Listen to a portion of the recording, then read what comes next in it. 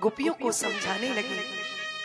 विविध भांति गोपियों को प्रभु समझाते हैं, देवियों, रात और दिन की तरह संयोग और वियोग तो जीवन में आते ही रहते हैं, और मात्र 3 दिन की बातें हैं।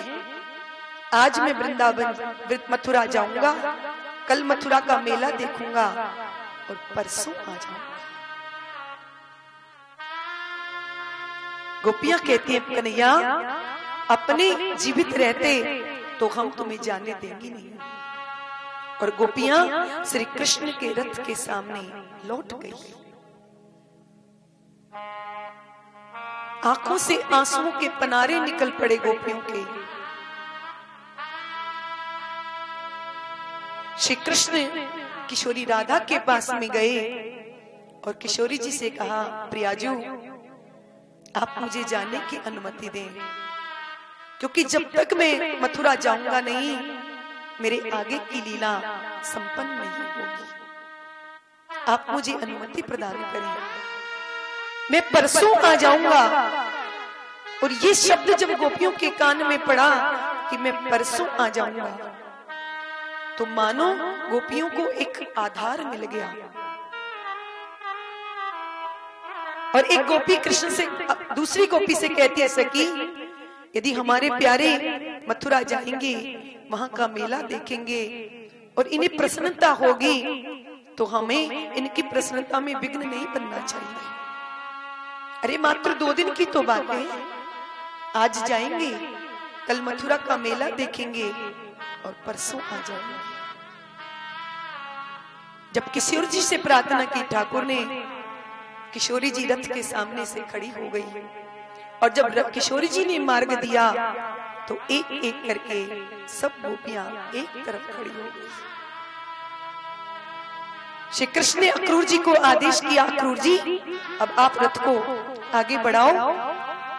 और जो अक्रूर जी ने रथ को आगे बढ़ाया, अब तक तो मां यशोदा अपने आप को संभाल करके बैठी थी, पर जैसे ही रथ आगे बढ़ा कि अब धैर्य का बांध टूट गया और मां यशोदा रोती गिरती पड़ती उस रथ के पीछे दौड़ रही है। अरे कोई इस रथ को रोको।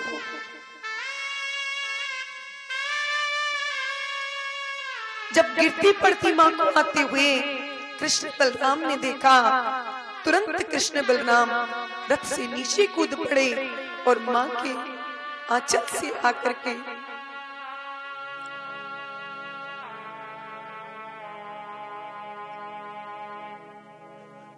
मां यशोदा को समझाने लगे, मैया तू क्यों रो रही है, मैं जल्दी आ जाऊंगा मां। यशोदा कहती है, कन्हैया अब तक तो ये ग्वालिन तुझे अपना पुत्र समझती थी कि तू यशोदा नंदन है, नंद नंदन है, पर आज इस ग्वालिन को पता चला कि तू यशोदा नंदन नहीं, तू देवकी नंदन है।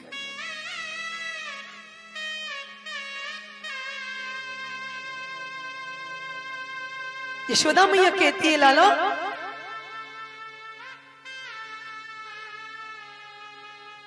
मैंने एक मिट्टी की मटकी के लिए बदले में तुझे उकल से बांध दिया। कन्हैया ये ग्वालिन तुझसे आज हाथ जोड़ करके प्रार्थना करती है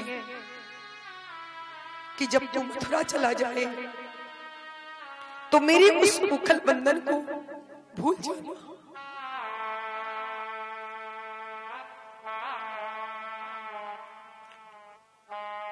ने चांतर न बहिर्यस्य न पूर्वम न पिचा परम।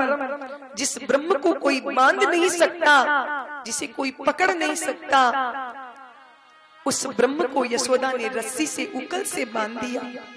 ये शक्ति केवल यशोदा के प्रेम में है, और कोई ब्रह्म को बांध नहीं सकता है।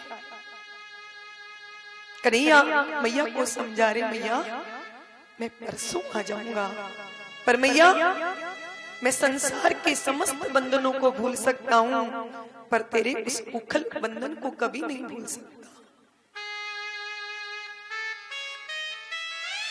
और मैया को जैसे तैसे धैर्य बना करके श्री कृष्ण रथ में विराजमान हुए और अक्रूर जी को आदेश किया कि इस रथ को वायु वेग से आगे बढ़ा दो। अक्रूर जी ने कृष्ण की आज्ञा पाते ही रथ को वायु वेग से आगे बढ़ाया। पर सुखदेव बाबा कहते हैं, परीक्षित, जब तक उस रथ से उड़ने वाली धूल दिखती रही, जब तक उस रथ की ध्वजा दिखाई पड़ती रही, गोपियां मानो प्रतीक्षा करती रही कि हमारा कन्हैया लौट आएगा। परंतु जब रथ की ध्वजा भी दिखना बंद हो गया, धूल भी सब शांत हो गई, तो गोपियों ने मानो आज अपने हृदय पर पत्थर रख लिया। लौट करके गोपियां ब्रज में चली आई। भगवान को लेकर के अक्रूर जी महाराज चले। अक्रूर जी ने जब इन ब्रजवासियों के प्रेम को देखा तो अक्रूर जी मन में विचार करने लगे कि जो गोपियां कृष्ण बलराम से इतना प्रेम करती हैं, मैं उन कृष्ण बलराम को उस दुष्ट कंस के पास मारने के लिए लेकर जा रहा हूं, और उस कंस ने यदि कृष्ण बलराम का कुछ अनिष्ट कर दिया तो मैं इन ब्रजवासियों को क्या मुख दिखाऊंगा। ऐसा विचार करते अक्रूर जी जमुना के किनारे पर पहुंचे। जैसे ही जमुना के जल की धारा को देखा, अक्रूर जी महाराज ने कृष्ण बलराम से कहा, लाला, यदि तुम्हारी अनुमति हो तो मैं जमुना जी में स्नान कराऊं, डुबकी लगाऊं। कन्हैया ने कहा, हाँ चाचा जी, लाला तुम भी चलो, तुम भी स्नान कर लो। कन्हैया ने कहा, चाचा जी, हमें तो पानी से बहुत डर लगता है, आप ही स्नान कर लो।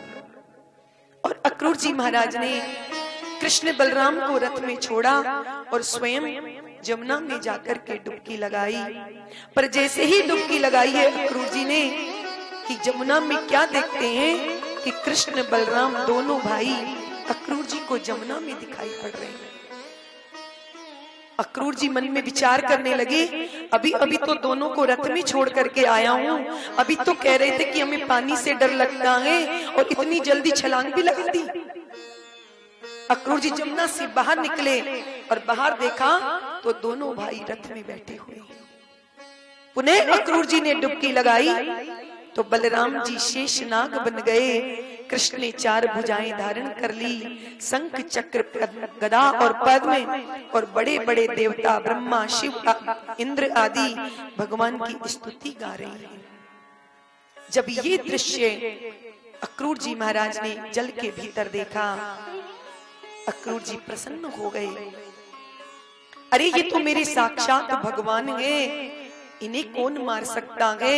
अरे दुष्ट कंस तो इनका स्पर्श भी नहीं कर सकता। और एक अध्याय में भगवान के समस्त अवतारों की स्तुति गाई है श्री अक्रूर जी महाराज ने। स्नान करके वस्त्र धारण करके अक्रूर जी महाराज लौट करके रथ के पास में आए, कृष्ण बलराम को देखने लगे। तो कृष्ण बलराम ने अक्रूर जी से कहा, चाचा जी ऐसे आंख फाड़ फाड़ करके क्या देख रहे हो, क्या जमुना जी में कुछ देख लिया क्या। अक्रूर जी ने हाथ जोड़ करके कहा, कन्हैया तुम ही दिखाते हो और तुम ही पूछ रहे हो। अक्रूर जी रथ में विराजमान हुए और कृष्ण बलराम को लेकर के मथुरा में आए। नंद बाबा पहले से ही मथुरा में पहुंच गए थे।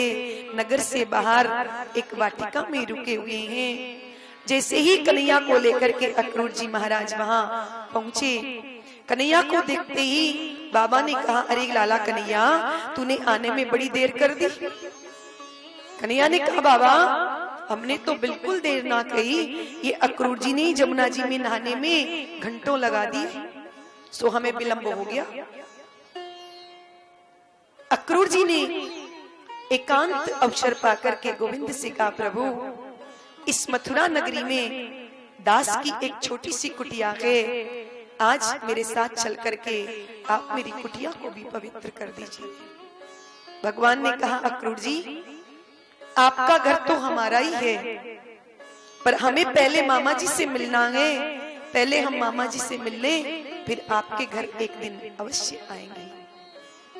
समझा बुझा करके अक्रूर जी को श्री कृष्ण बलराम ने विदा किया। अक्रूर ने आकर के महाराज कंस को समाचार दिया, राजन आपने जैसा कहा था मैं कृष्ण बलराम को ले आया हूं। वो नगर के बाहर विराजमान हैं। कंस ने पूरे मथुरा वासियों को ये आदेश दिया कि कोई भी कृष्ण बलराम का मथुरा में स्वागत नहीं करेगा।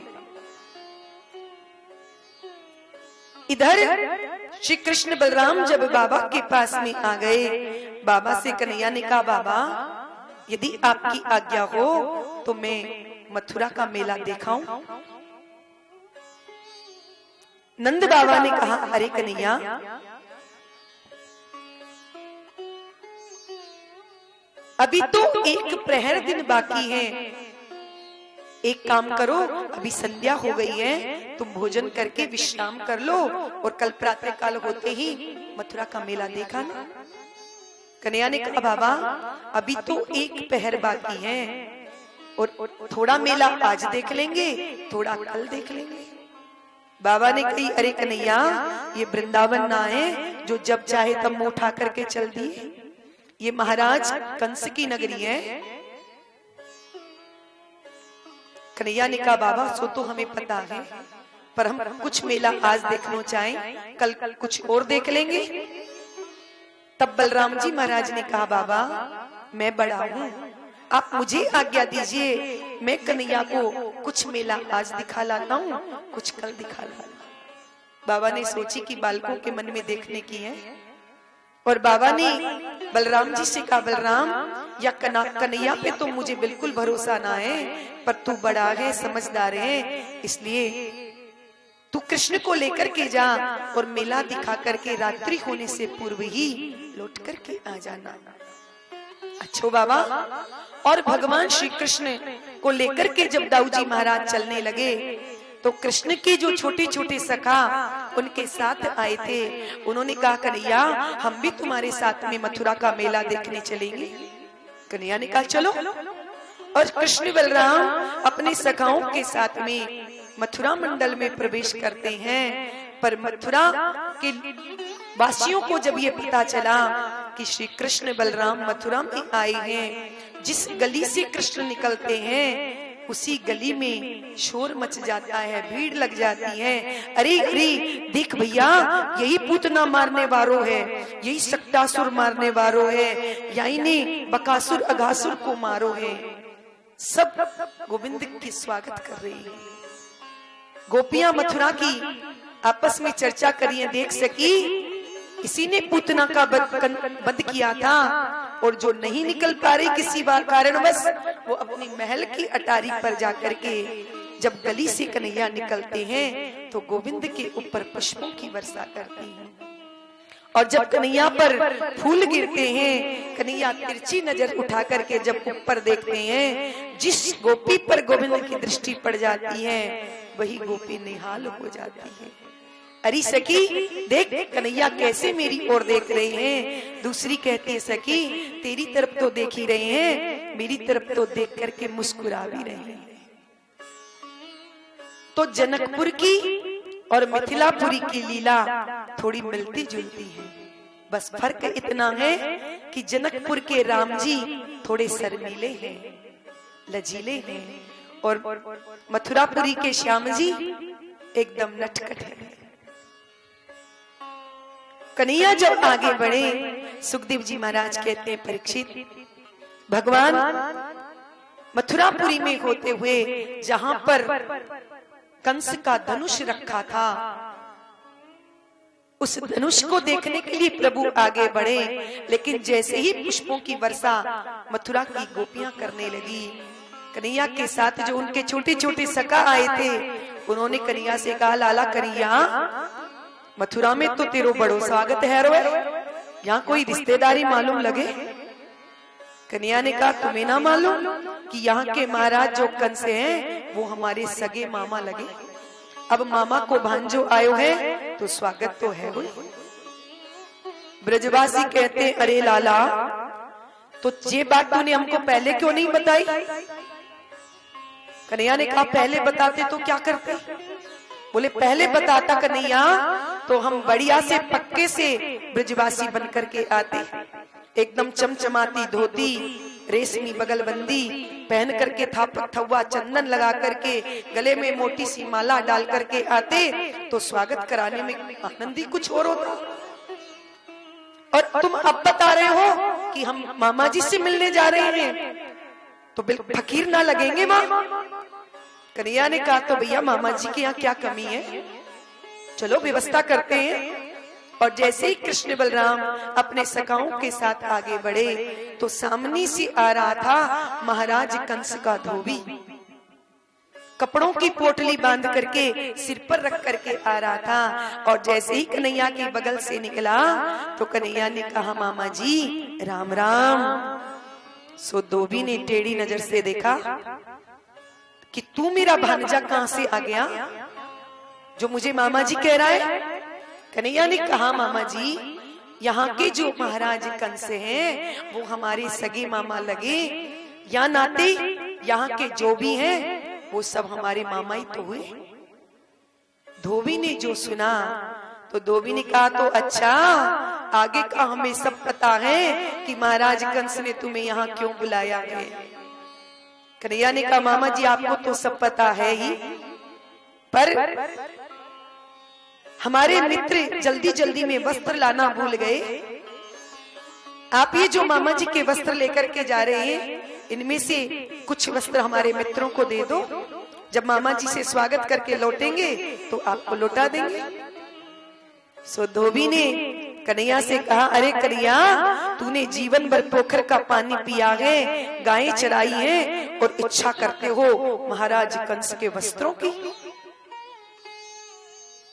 कन्हैया को क्रोध आ गया और कन्हैया ने जब अभद्र भाषा का प्रयोग किया धोबी ने, कृष्ण ने आगे बढ़ करके एक तमाचा उठा करके धोबी के कान पर जड़ दिया। सो एक तमाचे में धोबी गोविंदाय नमो नमः। अब तो जितने उसके अनुयायी धोबी थे सब कपड़ों की पोटली को वहीं फेंक करके भाग गए। अरे पूतना मारने वालों आ गयो, अरे सप्तासुर मारने वालों आ गयो, सब वहां से भाग गए। अब कन्हैया ने कहा भैया पोटली खोलो और जिसे जो अच्छा लगे सो पहन लो।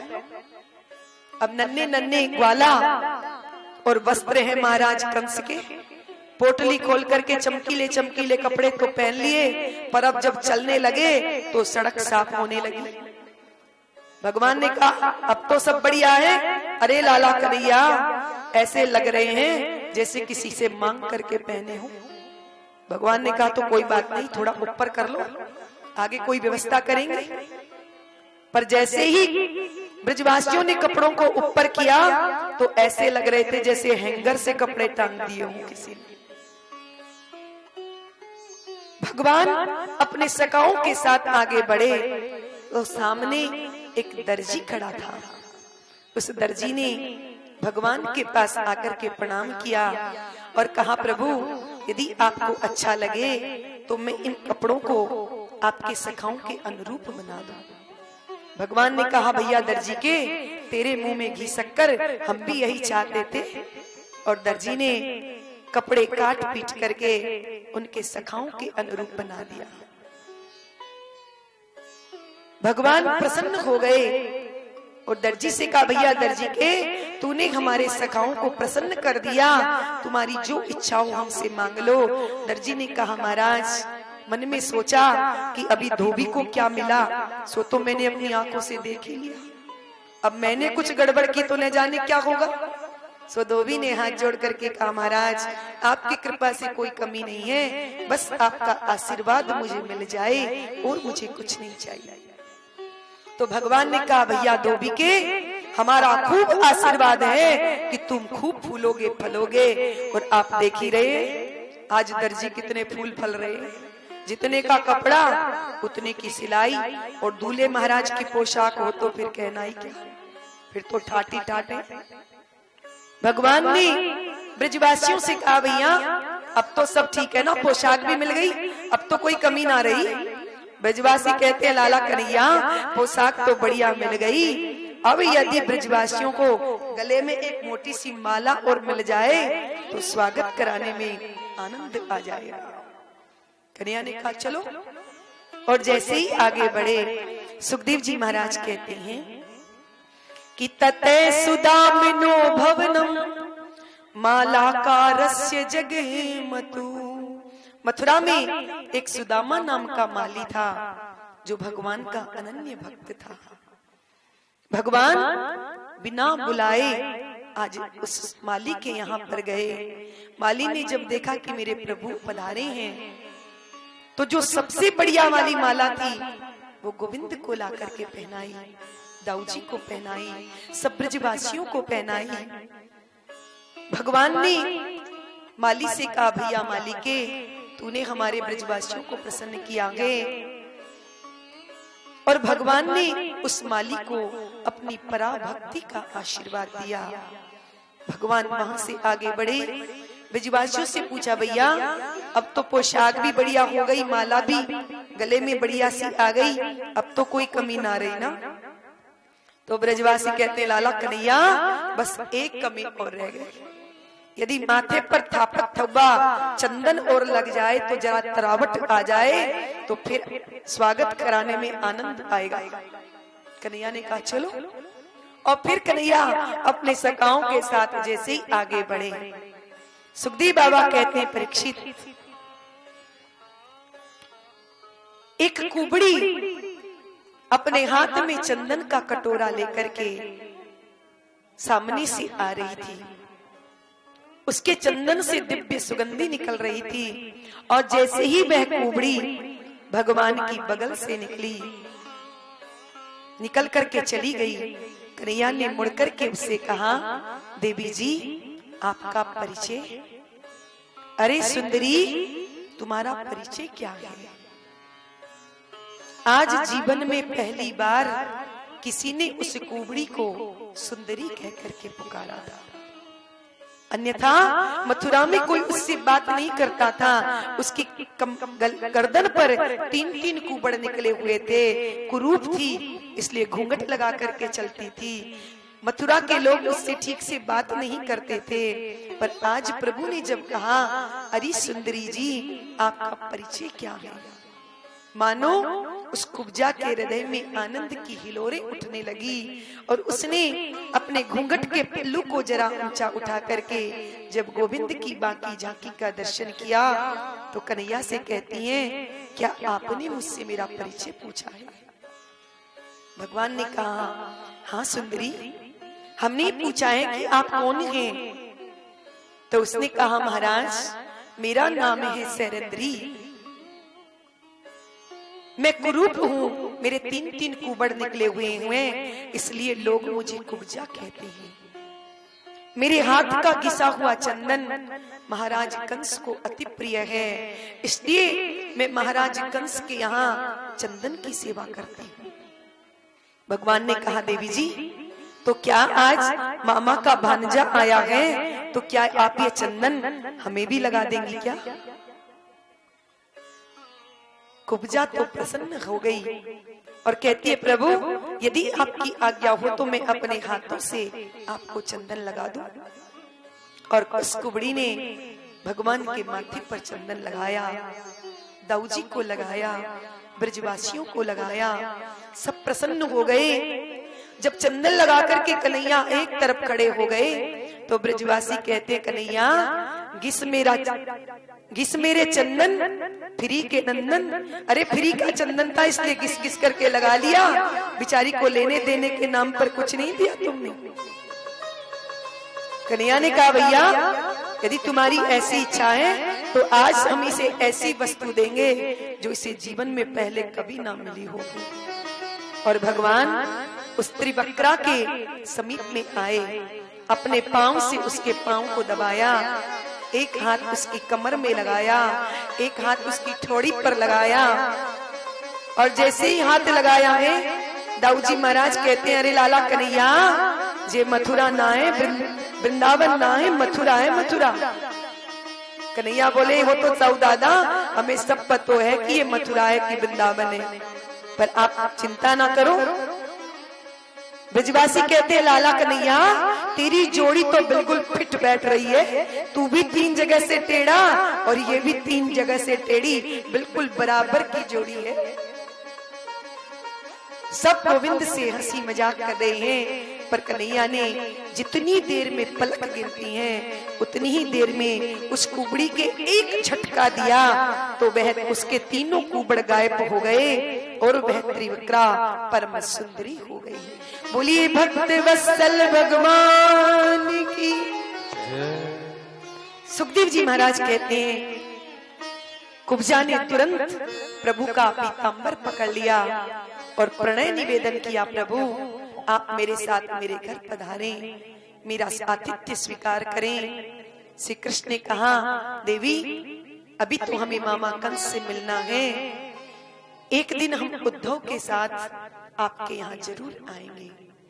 वहां से प्रभु आगे बढ़े जहां पर धनुष रखा था और जैसे ही यज्ञशाला में प्रभु पधारे कन्हैया ने दाऊ जी से कहा दाऊ भैया यदि आपकी आज्ञा हो तो ये मामा जी का धनुष है, हम इस धनुष को छू करके देख ले। तो जो सैनिक धनुष की सुरक्षा में खड़े थे वो जोर जोर से हंसने लगे कि दूध के दांत तो टूटे नहीं है और महाराज कंस के धनुष को छूने चले हैं। दाऊ जी ने कहा लाला कन्हैया तो आज जरा इन्हें उठाकर ही दिखा दे। अब दाऊ भैया की आज्ञा हो जाए तो कन्हैया कब पीछे रहने वाले हैं। कन्हैया आगे बढ़े और धनुष को अपने दाहिने हाथ से उठा लिया और उठा करके उस पर जैसे ही प्रतिंचा चढ़ाई कि धनुष के 2 टुकड़े हो गए। सैनिक सब कृष्ण को मारने के लिए दौड़े। दाऊ जी ने कहा लाला एक टुकड़ा इधर फेंक और उसी धनुष के टुकड़ों से कंस के सैनिकों को मार करके प्रभु ने भगा दिया। कंस के सैनिक दौड़े दौड़े महाराज कंस के पास में गए और कहा महाराज गजब हो गया, क्या हुआ? बोले आपका धनुष टूट गया। किसने तोड़ा? आपके भांजे ने। अब तो कंस थर थर कांपने लगा क्योंकि महाराज परशुराम ने जब ये धनुष भगवान शिव का कंस को दिया था तो ये कहा था कि राजन कंस इस धनुष को कोई तोड़ नहीं सकता और जो इसे तोड़ेगा वो तुझे छोड़ नहीं सकता। आज कंस समझ गया कि अब अपनी भी कोई गारंटी नहीं है। सो कंस घबराने लगा। कृष्ण बलराम रात्रि होने को आई, लौट करके बाबा के पास में गए और बाबा ने देखते ही कृष्ण बलराम को कहा लाला कन्हैया मेला देखायो? हाँ बाबा देखायो। किसी से झगड़ा तो ना कियो? ना बाबा कौन से झगड़ा ना कियो। और अपना कलेऊ करके ब्यारू करके कन्हैया दाऊ जी के साथ सो गए। जैसे ही प्रातः काल हुआ नंद बाबा ने कन्हैया से कहा चल कन्हैया हम मेला देखने चले। कन्हैया ने कहा बाबा आप जाओ, हम बाद में आएंगे क्योंकि मेला देखने का आनंद तब मिलता है जब मेल के लोग हों। तो बाबा अपने बूढ़े बड़े ब्रजवासियों के साथ चले गए जहां पर कंस ने बहुत बड़ी मल्लशाला का आयोजन किया था। बाबा वहां जाकर के बैठ गए। हजारों लाखों लोग वहां बैठे हैं, बड़े बड़े पहलवान, बड़े बड़े राजा, बड़े बड़े एक ऊंचे से सिंहासन पर कंस बैठा है। हजारों गोपियां वहां पर बैठी हैं, एक तरफ राजकुमारियां बैठी हैं, एक तरफ स्त्रियां बैठी हैं। कृष्ण बलराम दोनों उस मल्लशाला की ओर आगे बढ़े पर महाराज कंस ने ये आज्ञा दी थी कि मल्लशाला के द्वार पर कुलिया पीड़ हाथी को मदिरा पिला करके खड़ा कर दिया और ये कहा था कि कृष्ण बलराम को जीवित मत छोड़ना। जैसे ही कृष्ण बलराम मल्लशाला के द्वार पर आए गोविंद ने महावत से कहा भैया तुम अपने हाथी को द्वार से हटाओ, हमें भीतर जाना है। तो महावत ने हाथी पर एक अंकुश मारा तो हाथी कृष्ण बलराम को मारने के लिए दौड़ा। श्री कृष्ण उसकी सूंड के नीचे से होकर के पिछले पैरों के नीचे से निकल करके पीछे आ गए। उस हाथी की पूंछ को पकड़ करके महावत सहित हाथी को 27 हाथ पीछे खींच लिया और जैसे कोई बालक खेल खेल में किसी वस्तु को उठा करके फेंकता है, ऐसे ही उस हाथी को उठा करके जमीन पर पटका और उसी के दांतों को तोड़ करके और उसी के दांतों से मार मार करके हाथी और महावत दोनों को ठिकाने लगा दिया। दाऊ जी ने कन्हैया से कहा, लाला कन्हैया, द्वार पर ही कैसा स्वागत हो रहा है तो भीतर तो न जाने कैसा स्वागत होगा, इसलिए खाली हाथ जाना उचित नहीं है। तू एक हाथी का दांत इधर फेंक और रक्त से रंजित एक हाथी का दांत दाऊजी ने और एक कन्हैया ने, दोनों भाइयों ने एक एक रक्त से रंजित हाथी का दांत अपने कंधे पर रखा और दोनों भाई उस मल्लशाला में प्रवेश करते हैं। सुखदेव जी महाराज कहते हैं, परीक्षित, जब भगवान ने उस मल्लशाला में प्रवेश किया तो हजारों लाखों लोग उस मल्लशाला में बैठे हुए थे, पर एक कृष्ण एक हैं, पर सबको अलग अलग दिखाई पड़ रहे हैं। जाकी रही भावना जैसी प्रभु मूरत देखई तिन तैसी। भगवान के प्रति जिसकी जैसी भावना है, भगवान उसी रूप में उसे दिखाई पड़ रहे हैं। छोटे छोटे ग्वालों को भगवान ग्वाला के रूप में दिख रहे हैं, संतों को भगवान के रूप में दिख रहे हैं। संत और ग्वालों को जो नंद बाबा आदि थे उन्हें अपने पुत्र के रूप में दिखाई पड़ रहे हैं। बड़े बड़े पहलवानों को पहाड़ के रूप में दिखाई पड़ रहे हैं। स्त्रियों को भगवान कामदेव के रूप में दिखाई पड़ रहे हैं और महाराज कंस को श्री कृष्ण काल के रूप में दिखाई पड़ रहे हैं। अरे भाई, आंखों पर जैसा चश्मा होगा वैसी वस्तु दिखाई पड़ेगी। इसलिए जिसके मन में जैसा भाव है वैसा ही कृष्ण उन सबको दिखाई पड़ रहा है। जैसे ही कृष्ण बलराम ने मल्लशाला में प्रवेश किया, सुखदेव जी कहते हैं, परीक्षित, कंस का जो सैनिक है, मंत्री है, उसने भगवान श्री कृष्ण को ललकारा युद्ध करने के लिए। अरे कृष्ण बलराम, हमने तुम्हारा बहुत नाम सुना है, आज जरा हमारे साथ दो दो हाथ करो। श्री कृष्ण ने कहा कि थोड़ी बहुत शर्म है कि नहीं? अरे यदि हमारा बल और पराक्रम देखना है तो हमारी बराबरी के लोगों को लेकर के आओ, तब हम पराक्रम दिखाते हैं।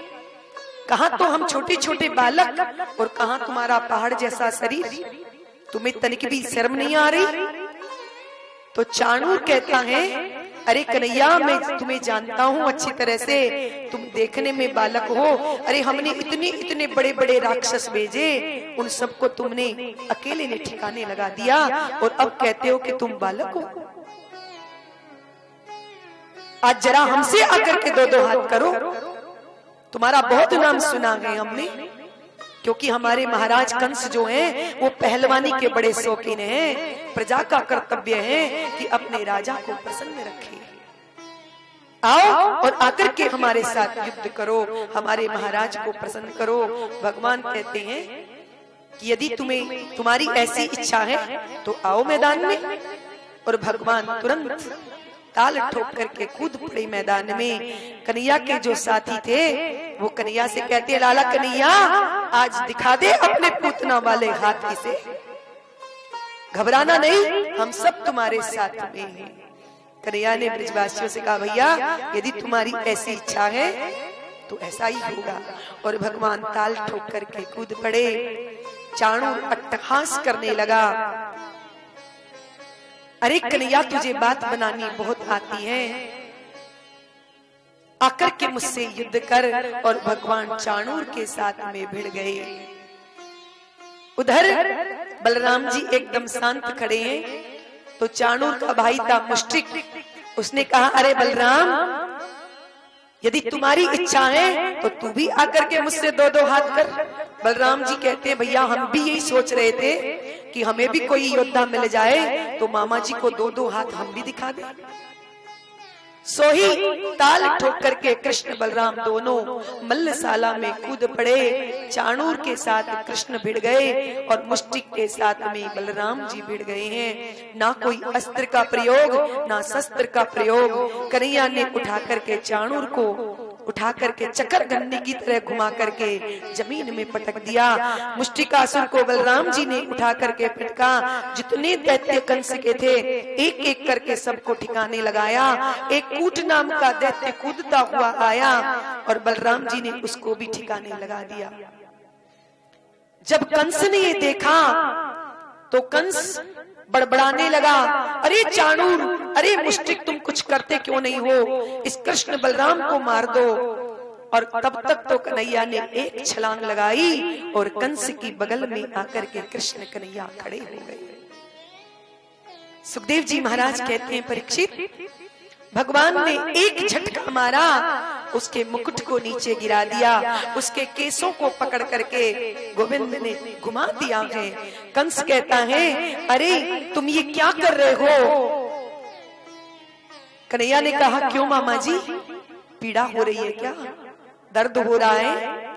चलो आपको पता तो चला कि कष्ट भी लगने से कष्ट भी होता है, क्योंकि जाके पग नहीं फटी बिबाई, सो क्या जाने पीर मेरा।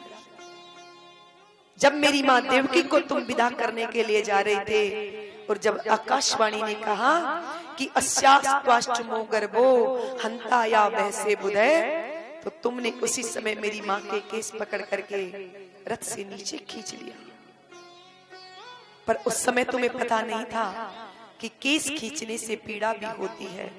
अब तो कृष्ण को देख करके कंस एकदम बड़बड़ाने लगा, अरे चाणूर, अरे मुष्टिक, मैं पहले इस कृष्ण को मारूंगा, फिर इसके बाप को मारूंगा, फिर अपने बाप को मारूंगा। कन्हैया समझ गए कि इसकी बुद्धि तो ठिकाने लग गई है, अब कुछ नहीं बचा।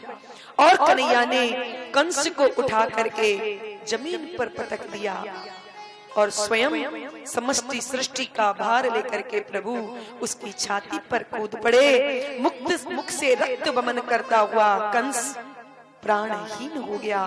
बोलिए कंस मर्दन भगवान की जय। वसुदेव सुतम देवम कंस चाणूरी मर्दनम देवकी परमानंदम कृष्णं वंदे जगद्गुरुं, कृष्णं वंदे जगद्गुरुं। भगवान ने जैसे ही कंस का उद्धार किया, सुखदेव जी महाराज कहते हैं परीक्षित, ब्रजवासी सब दौड़ पड़े, कन्हैया को अपनी गोद में उठा लिया, नंद बाबा ने अपने हृदय से लगा लिया। बाबा से मिलने के बाद कन्हैया कारागार में गए, अपने नाना उग्रसेन को कारागार से मुक्त किया और लाकर के राज सिंहासन पर बिठाया है। महाराज उग्रसेन ने कहा कन्हैया राजा तो आप ही बनेंगे, मैं नहीं बन सकता।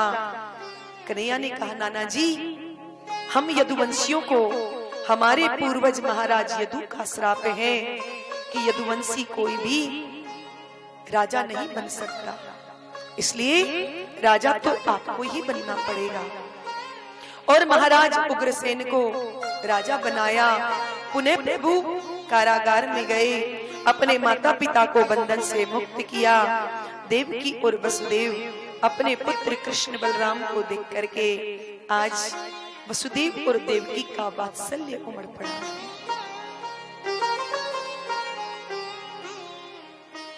देवकी और वसुदेव के मन में बार बार ये विचार आता है कि ये तो साक्षात नारायण हैं कि मस्तक को गीला कर दिया। इतना कंठ अवरुद्ध हो गया वसुदेव और देवकी दोनों का कि कुछ बोल नहीं पाए। कृष्ण बलराम को लेकर के राजभवन में आए। सुखदेव जी महाराज कहते हैं एकांत अवसर पाकर के श्री कृष्ण नंद बाबा के पास में गए और नंद बाबा से कहा, बाबा यदि आपकी आज्ञा हो तो मैं कुछ दिन मथुरा में रह करके अपने जन्म देने वाले माता पिता की सेवा करना चाहता हूँ। आप ब्रजवासियों को लेकर के वृंदावन चले जाएं। बाबा पर क्या बीती होगी, परंतु कृष्ण की आज्ञा है तो नंद बाबा बड़े दुखी मन से ब्रजवासियों को अपने साथ लेकर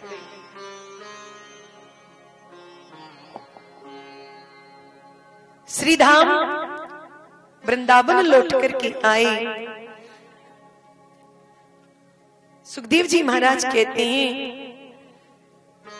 एक दिन एकांत अवसर पाकर के गर्गाचार्य जी महाराज ने वसुदेव जी से कहा, वसुदेव कृष्ण बलराम बड़े हो गए हैं, इन दोनों का यज्ञोपवीत संस्कार होना चाहिए। और गर्गाचार्य जी के कहने पर भगवान श्री कृष्ण और बलराम का यज्ञोपवीत संस्कार हुआ। दोनों भाइयों का विधिवत जब यज्ञोपवीत संस्कार संपन्न हो गया, गर्गाचार्य जी कहते हैं, वसुदेव बालक यदि माता पिता के प्रेम के कारण अशिक्षित रह जाएं, तो ये माता पिता का सबसे बड़ा दुर्भाग्य है।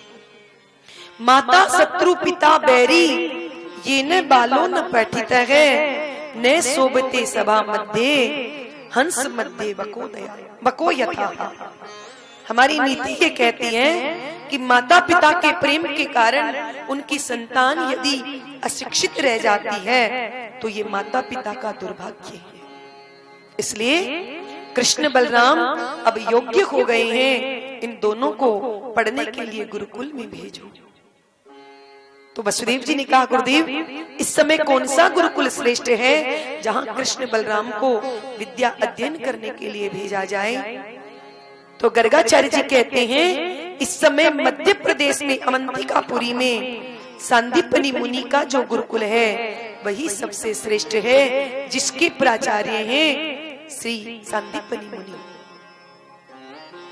और गर्गाचार्य जी की आज्ञा से कृष्ण बलराम को रथ में बिठा करके अवंतिकापुरी सांदीपनी मुनि के आश्रम में दोनों बालकों को शिक्षा अध्ययन करने के लिए भेजा। गुरुदेव को आकर के दोनों बालकों ने प्रणाम किया और इसी गुरुकुल में भगवान ने सुदामा के साथ मित्रता की। अल्पकाल विद्या सब आई, थोड़े समय में ही कृष्ण बलराम ने सभी विद्याओं को ग्रहण किया। और जब विद्या अध्ययन करके कृष्ण बलराम जाने लगे, गुरुदेव से प्रार्थना की, गुरुदेव गुरु दक्षिणा में हम आपको क्या समर्पित करें?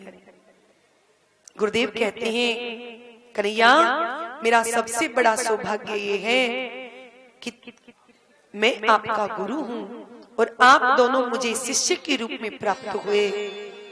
मुझे कुछ नहीं चाहिए, पर यदि तुम कुछ देना चाहते हो तो अपनी गुरु माता से पूछ लो। कृष्ण बलराम अपने गुरु माता के पास में गए और गुरु माता से प्रार्थना की, माँ आपकी जो इच्छा हो वो हमसे गुरु दीक्षा के रूप में मांग लो। गुरु माता ने कहा, कृष्ण मैं जब भी तुम्हें देखती हूँ तो मुझे अपना पुत्र याद आ जाता है। एक बार हम तीर्थ यात्रा करने के लिए गए तो मेरा पुत्र समुद्र में चला गया। न जाने उस समुद्र की लहरों ने उसे ग्रहण किया, न जाने वो मर गया कि जीवित है, मुझे कुछ भी पता नहीं। पर यदि तुम मुझे गुरु दक्षिणा में कुछ देना चाहते हो तो मुझे मेरा पुत्र ला करके लौटा दो। कृष्ण का मैया माँ जैसी आपकी आज्ञा। और भगवान तुरंत वहां से सीधे समुद्र के तट पर आए और समुद्र को आज्ञा दी कि यदि हमारा गुरु पुत्र तुम्हारे पास में है तो हमें लौटा दो। समुद्र ने कहा, भगवान मेरे पास आपका गुरु पुत्र नहीं, पर हाँ मेरे अंदर एक शंख के भीतर एक राक्षस रहता है, यदि उसके पास आपका गुरु पुत्र हो तो मुझे पता नहीं। भगवान समुद्र में प्रविष्ट हुए, और उस शंख में जो दैत्य था भगवान ने उसका वध किया और उस शंख को लेकर के प्रभु आए। उस शंख का नाम है पांचजन्य। जब महाभारत का युद्ध हुआ था तो प्रभु ने इसी शंख को बजाया था, पांचजन्यम ऋषिकेशम। इसी पांचजन्य शंख को लेकर के भगवान सीधे यमपुरी में गए और यमपुरी में जाकर के प्रभु ने इसी शंख को बजाया तो धर्मराज दौड़ करके आए कि ये कौन हमसे युद्ध करने के लिए आ गया है जिसने शंख निनाद किया। जब द्वार पर आकर के प्यारे प्रभु का दर्शन किया यमराज ने तो चरणों में प्रणाम किया और कहा, गुरुदेव प्रभु आपका आगमन यहाँ कैसे हुआ। कृष्ण बलराम ने कहा, हम अपने गुरुपुत्र को लेने के लिए आए हैं, यदि आपके यहाँ गुरुपुत्र हो तो आप हमें लौटा दो। यमराज ने कहा, महाराज जीव अपने कर्म के अनुसार यहाँ आता है, मैं उसके कर्मों का क्या करूं। तो भगवान कहते हैं कि हमारी आज्ञा है कि तुम उस जीवात्माओं को कर्म बंधनों से मुक्त करके हमें ला करके दो।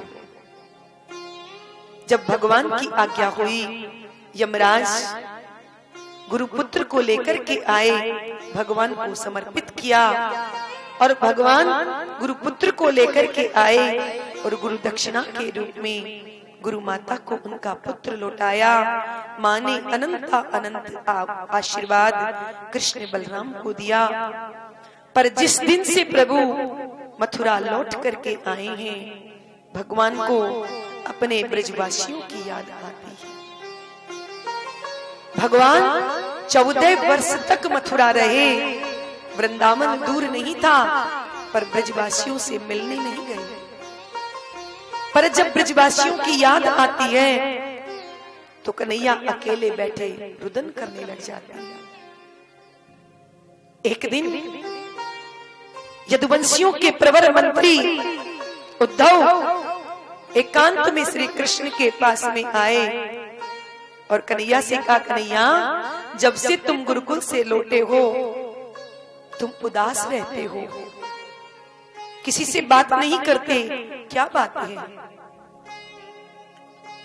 कन्हैया ने कहा, उद्धव वैसे तो तुम परम ज्ञानी हो परंतु उद्धव मैं क्या करूं, मुझे उन ब्रजवासियों की याद आती है जिन ब्रजवासियों के लिए मैं सर्वस्व था, ब्रजवासियों का मैं प्राण था। यदि मैं एक घूंट दूध भी कम पी लेता था तो माँ समस्त वैद्यों को बुला लेती थी, मेरे लाला ने आज एक घूंट कम दूध क्यों पिया। मैं थोड़ा सा भोजन कम करता, मुझ पर कोई अनिष्ट आ जाता तो समस्त ब्राह्मणों को बुलाकर शांति पाठ करवाती थी। और इतना प्रेम करने वाले उन ब्रजवासियों से मैंने झूठ बोला, मैं परसों आ जाऊंगा। उद्धव आज बरसों बीत गए पर मैं उन ब्रजवासियों के पास लौट करके नहीं गया। उद्धव तुम परम ज्ञानी हो, बृहस्पति के अग्रगण्य शिष्य हो, मेरे कहने से एक बार तुम वृंदावन चले जाओ और उन ब्रजवासियों को दिव्य उपदेश के द्वारा उनके अज्ञान को नष्ट कर दो कि वो ब्रजवासी मुझे भूल जाए। उद्धव हंसने लगे, बारे कन्हैया मुझ बृहस्पति के शिष्य उद्धव से तुम कह रहे हो कि मैं उन ग्वार ग्वालियों को समझाने जाऊं जिन्होंने कभी विद्यालय का मुख नहीं देखा। अरे जब मैं वेदांती भाषा में उपदेश करूंगा उन्हें तो वो ग्वार ग्वालिये मेरी भाषा को क्या समझेंगे। कन्हैया मन में सोच रहे हैं कि जिन ग्वार ग्वालियों ने इस ब्रह्म को अपने इशारे पे नचा दिया उन्हें ये उद्धव अभी भी ग्वार ग्वालिये ही समझ रहा है। भगवान ने मुस्कुरा करके कहा, उद्धव उन्हें जरा सीधी भाषा में समझा देना, पर एक बार जाओ।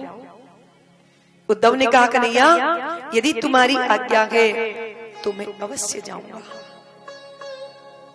क्योंकि मुझे जाना ही पड़ेगा। और जैसे उद्धव जी जाने लगे कन्हैया ने अपना पीतांबर उद्धव के गले में डाल दिया, अपना मोर मुकुट लगा दिया। उद्धव ने कहा, कन्हैया ये सब मुझे क्यों उड़ा रहे हो, मुझे पहना रहे हो? कन्हैया ने कहा, उद्धव यदि तुम ये पहन करके जाओगे तो तुम्हें वहां किसी को परिचय नहीं देना पड़ेगा, क्योंकि वो ब्रजवासी इस पीतांबर को पहचानते हैं, इसलिए तुमसे कोई प्रश्न नहीं करेगा। वो इस पीतांबर की गंध से ही जान जाएंगे कि ये हमारे प्यारे का भेजा हुआ। इसलिए उद्धव तुम एक बार ब्रज चले जाओ। और उद्धव जी महाराज प्रातः काल होते ही रथ में बैठ करके श्री धाम वृंदावन की ओर चल पड़े।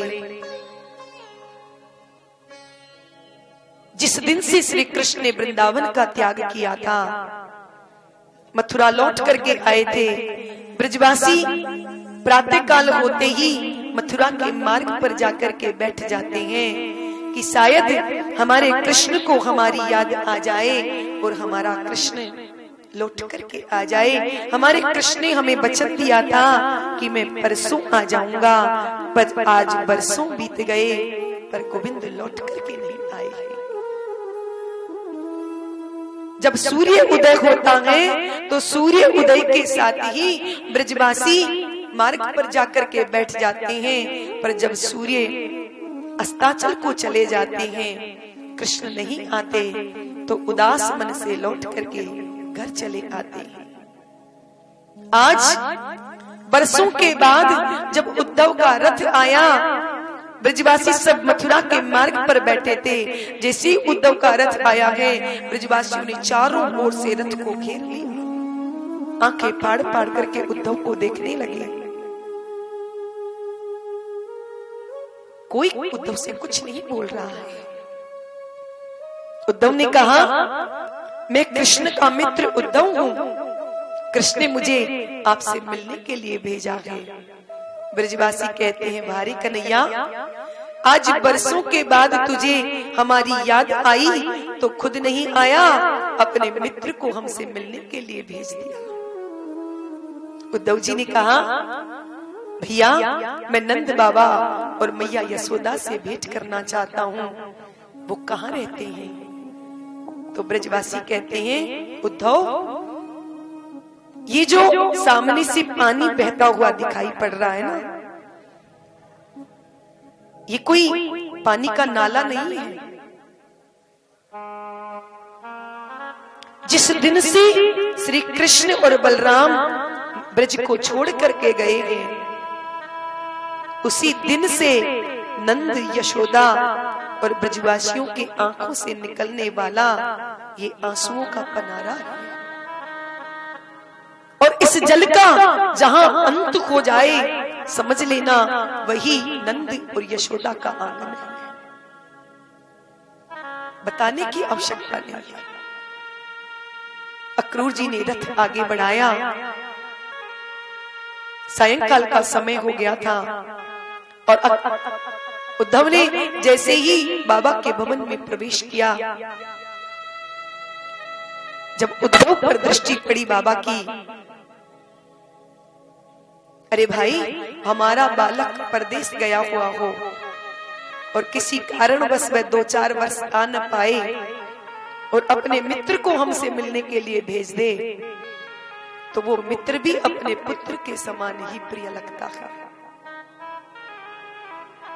आज उद्धव को देख करके नंद बाबा के मन में ऐसा वात्सल्य उमड़ा, मानो मेरा कृष्ण ही आ गया, और दौड़ करके उद्धव को अपने हृदय से लगाया। बाबा को ऐसा लग रहा है मानो मेरा कृष्ण ही है।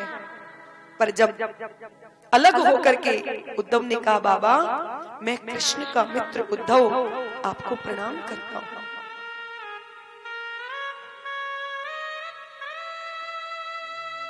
बाबा के नेत्रों से आंसुओं गिरने लगे। बाबा पूछना तो बहुत कुछ चाहते हैं कृष्ण के बारे में, परंतु एकदम से पूछेंगे तो पता नहीं बाबा अपने धैर्य को रख पाए या ना रख पाए। बाबा ने इधर उधर की सारी बातें पूछी। अरे उद्धव मथुरा में सब कुशल से तो हैं। महाराज उग्रसेन, वसुदेव, देवकी सभी यदुवंशी कुशल से हैं। और जब सबकी कुशलता पूछ ली तो फिर अंत में कन्हैया के लिए पूछते, अरे उद्धव, हमारा कृष्ण कन्हैया तो मथुरा में कुशल से तो है, अरे उसे अब हमारी याद क्यों आती होगी? अब तो वो मथुरा का राजा बन गया है, अब वो हमें क्यों याद करेगा?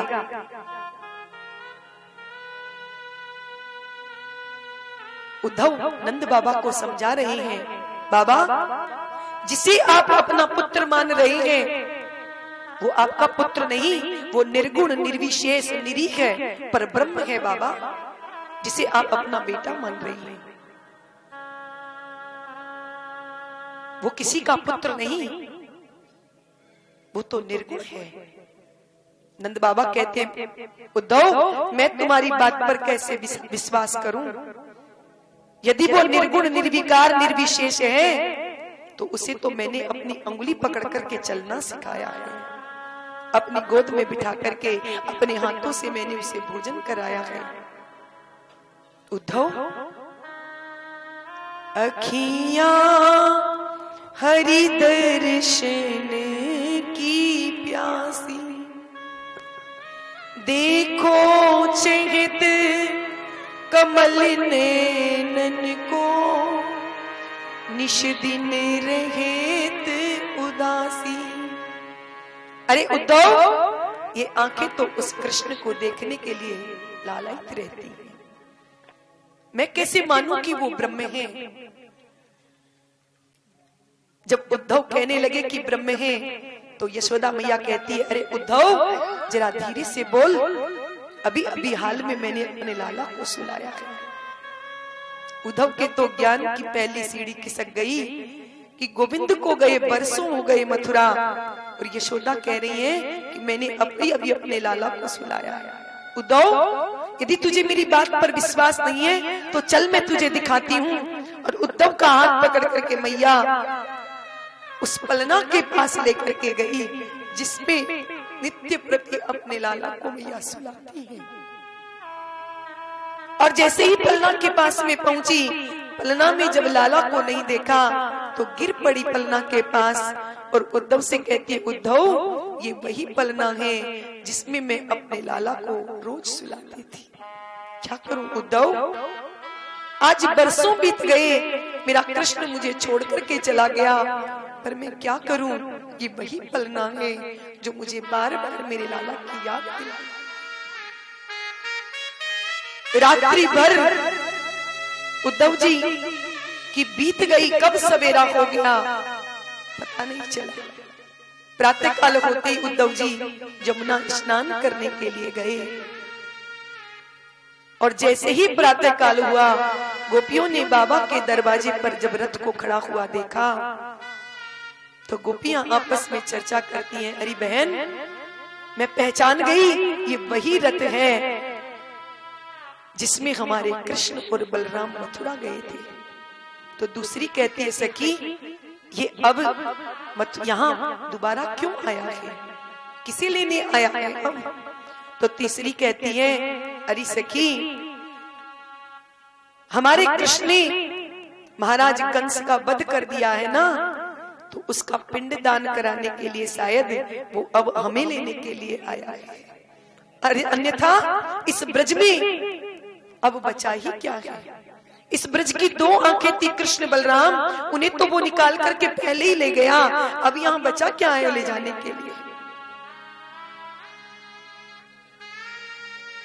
हजारों गोपियां और उनके मध्य में किशोरी राधा बैठी हुई है।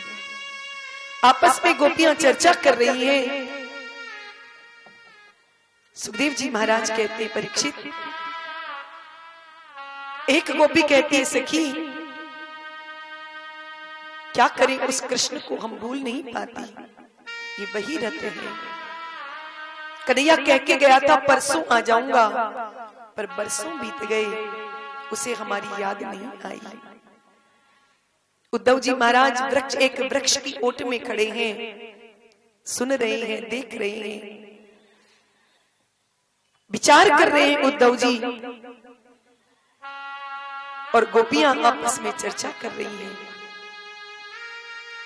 अपने अपने स्वप्न को कहकर के गोपियां किशोरी जी को सुना रही हैं। प्यारी जी, आज मैंने स्वप्न में कृष्ण को देखा कि मैं जमुना जल भरने के